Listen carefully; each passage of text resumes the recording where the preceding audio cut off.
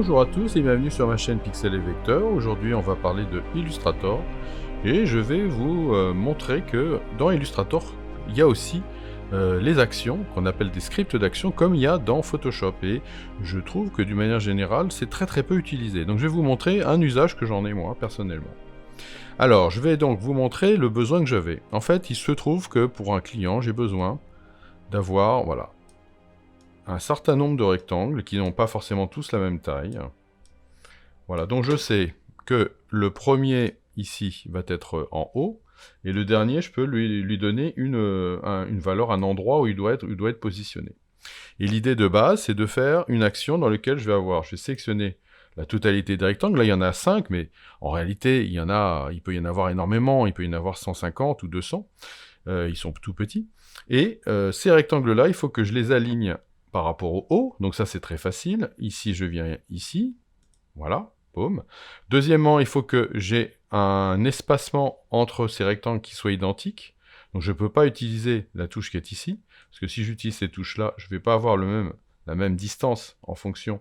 La répartition va se faire par rapport au centre, mais par contre, dans la palette d'alignement, j'ai la possibilité de faire une répartition de l'espacement. Et là, c'est parfait. Donc c'est la deuxième chose. Et la troisième chose, il faut qu'une fois que tous ces éléments ont été en fait alignés, eh bien il faut que je puisse les passer avec un angle rond et de 10 points. Voilà, il faut qu'ils deviennent comme ça.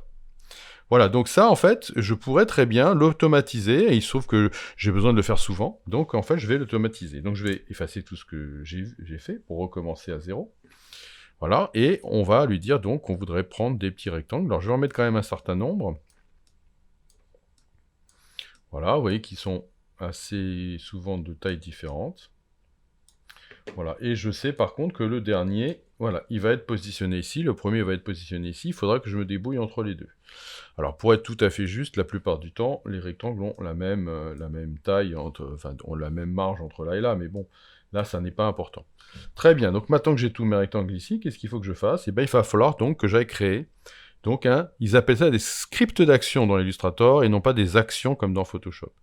Les scripts d'action, on peut les retrouver à S script d'action, et vous allez avoir une palette qui va être cette palette-là, la script d'action. Alors je vais sortir cette palette-là pour qu'on la positionne ici. Alors vous voyez que là j'ai tout vidé exprès. Si vous avez déjà des actions, ou si vous voulez éventuellement enregistrer vos actions, il suffira d'aller soit les charger, soit les enregistrer en dessous. Là pour l'instant il n'y en a pas, c'est normal que le bouton soit grisé. Parfait, donc je vais tout de suite lui dire que je voudrais créer un ensemble. On est obligé de créer un ensemble, donc je vais l'appeler test. Voilà. Et puis ce test-là, maintenant je peux lui mettre autant d'actions que je veux dedans. Donc je vais me créer une première action, clic, que je vais appeler donc alignement. Voilà, moi je comprendrai. En fait, l'essentiel c'est que vous compreniez ce que vous avez ici. Je ne vais pas lui mettre de raccourci clavier. Vous voyez que je pourrais lui mettre un raccourci clavier, lui mettre par exemple un F4, lui mettre une majuscule, voire une commande.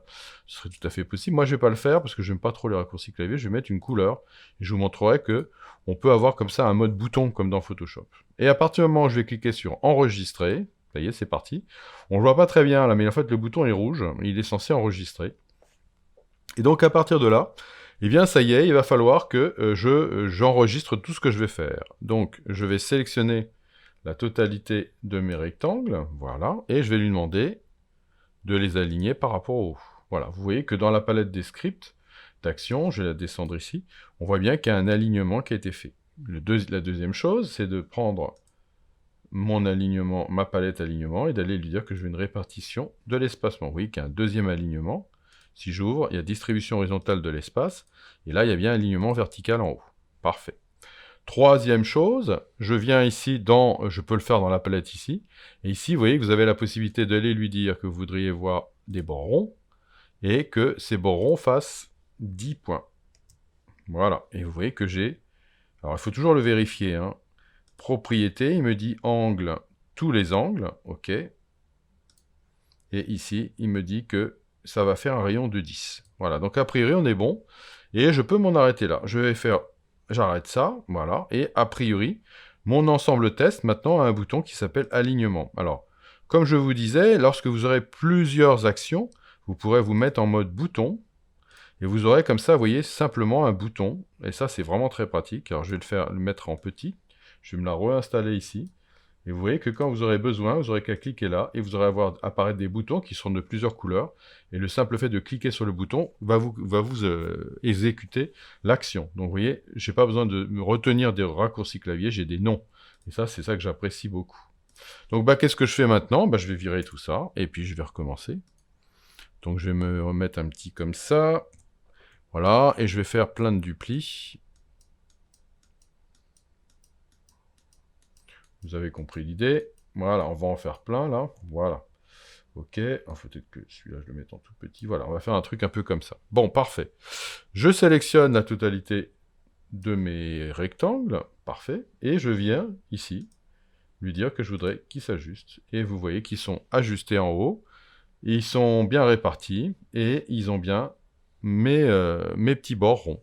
Voilà, et bien voilà, j'ai fait ce que je voulais. Et vous voyez que ça, c'est quand même vachement pratique, parce qu'on va pouvoir faire comme ça un certain nombre d'actions. Voilà, donc j'espère que ça peut vous intéresser, mais n'hésitez pas à avoir recours aux actions dans Illustrator, vous allez voir qu'il y a des tas de cas où ça peut vraiment être très utile.